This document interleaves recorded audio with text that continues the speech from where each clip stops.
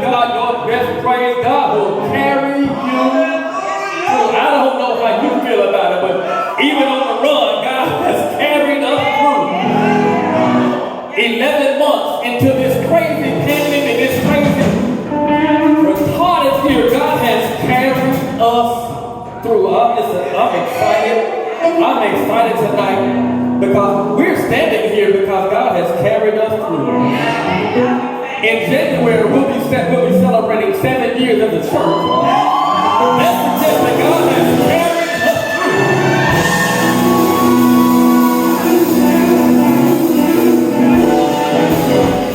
Matter of fact, in January, we'll be celebrating 13 years, 14 years as a couple. God, we're standing here because God has carried us through.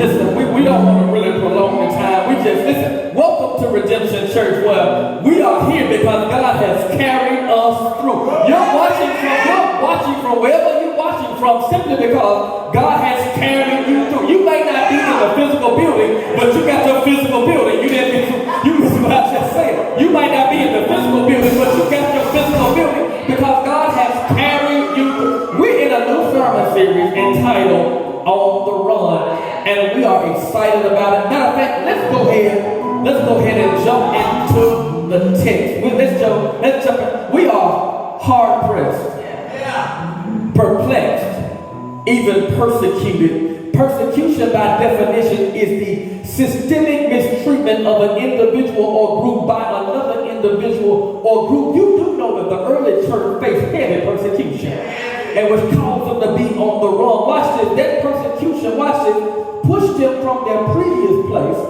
until their proper positioning. You missed what I said. That pandemic, watch this. This pandemic pushed you from your previous place to your proper positioning. God's plan for persecution is not always about the pain, but it's that pain, that persecution brings us a pain which gives us the opportunity, watch this, opportunity for promotion. Yeah, his plan for persecution is not just about the pain, it's about the opportunity for promotion. What if I told you that pain is oftentimes the precursor for promotion?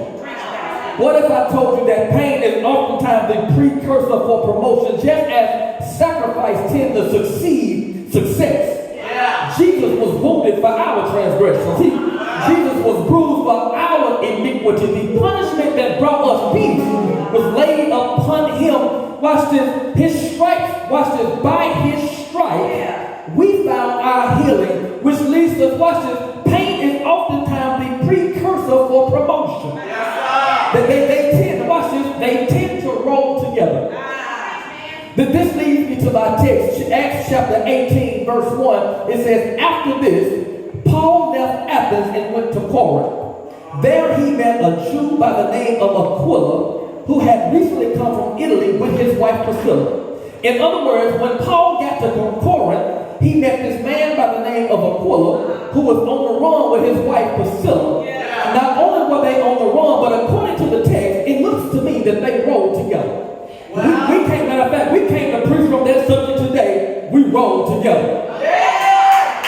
We put that in the last year. We rode through the good and the bad. We rode together through happy and sadness. We rode together whether in sickness or in health. We rode together for richer or for poorer. We rode together whether in a pandemic or in the public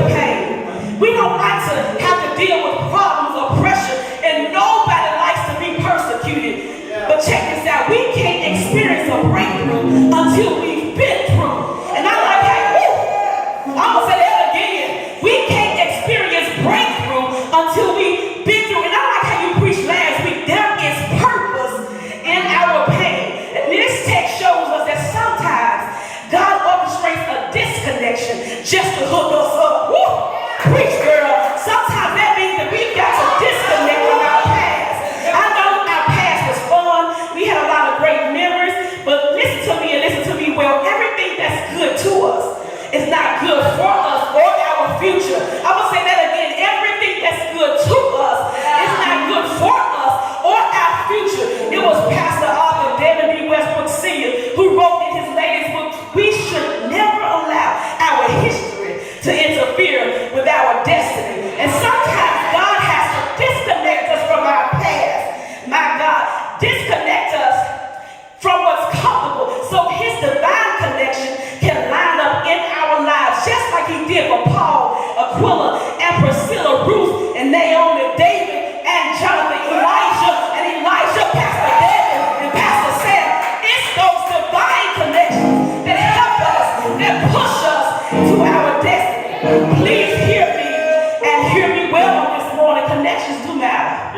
The Bible says evil company corrupts good habits. And in this season of my life, I need some folks around me who can spot a demon, spot a witch, and have enough Holy Ghost power not to cuss them out, but to cast them out. I need some folks around me who know the Lord. It's cool that we know Bristol Couture, Lee Downs, we know about Jada's Collections, RJ Apparel, K-Style, Gucci, Louis Vuitton, and St. John. But when I'm going through hell, I need to be surrounded by some blood-bought believers who can lift up their voice and say, I know the Lord will make a way. Oh, yes, he will. Oh, yes, he will. I need some folks who can rock some rock red bottles. I need some folks rocking with me who can rock red bottles and still get a prayer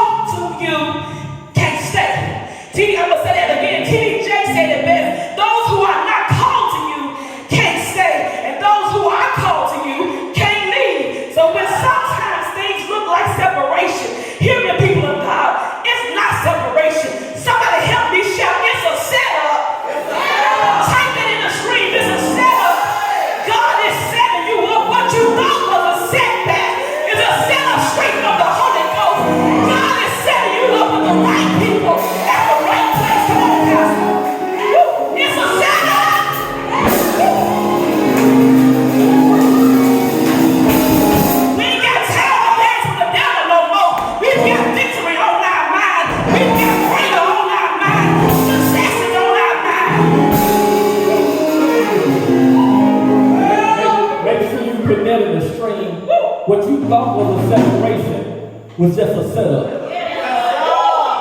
What you thought was a disaster was really your deliverance.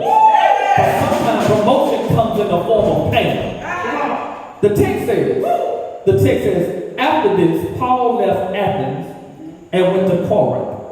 There he met a Jew by the name of Aquila, who was recently from Italy with his wife Priscilla. Yeah, let me say it again. There he met a Jew by the name of Aquila, who recently come from Italy with his wife Priscilla. Aquila and Priscilla, please note that we're not giving a great deal of information about them in the biblical text. There's not a whole lot we can know about them in the biblical text. They are only mentioned a handful of times in the biblical text. But here's one thing I noticed when I saw their names listed in the biblical text. Every time I saw their names, watch this, they were never mentioned isolated. They were always mentioned together. They were never mentioned separately. They were always mentioned together. I want to say that again. They were never mentioned separately. Their names were always mentioned together. According to the text, they were on the run together. Occupationally, they made tents together. Vocationally, they served in ministry together. Sacrificially, they put their lives on the line together. Apparently, everything that they did together. What am I saying? I'm judging by the consistency of their chemistry. It says to me that no matter the weather, we fare better together. Can I say that again? Judging by the consistency of their chemistry, it says to me that no matter the weather, they fare better together. You missed what I said. No matter the weather, they fare better together. A few weeks ago, I told you that preparation produces, but I need you to know tonight, and put this in your notes. Watch this. There is power in partnership. Put that in your notes. There is power in partnership. I need you and you need me. We need each other. There are some things that I can do. There are some things that you cannot do, but we can do all things together. We can do a great deal of things together. I need you. Listen, it was Mother Teresa who says, watch this, that you can do some things, I can do some things, but we do a whole bunch of things together. I need you to understand that we need each other. There is power in partnership. A praise team without musicians just ain't right to me. A musician without singers just ain't right to me. They work better together. Listen, I can only do what I do when I roll with you. We roll together. We are better together. Somebody put that in the live stream. We are better together. That's why I listen with attention, even from your home. We need you to be on the stream. We need you to comment, like, and share. Because when we get on that thing together, something happens. Listen, the Bible lets me know that when they went to the upper room, it wasn't just Peter by himself. When it was Peter and 119 other folk. And power came down in the upper room. Why? Because they prayed together. If there any church in this house that knows that we come together on one accord, our partnership produces power. Let me say it again. Our prayer and our partnership produces power. If there anybody here who knows that, you listen, God says man should not live alone. It's not good that man is alone. Let me help and make you a partner. Let me make you a partner, because when you are together, you are better together. The text says that when he got to Corinth, he met a Jew by the name of Aquila, who was recently from Italy with his wife Priscilla. So not only do we see this power of partnership, but we also watch this. We see how their passion for purpose pushed them in a position to be promoted. Not only do we see the power of partnership, but we see their passion for purpose and how it led them to be in a position to be promoted. Acts 18 says, after this, Acts 18 verse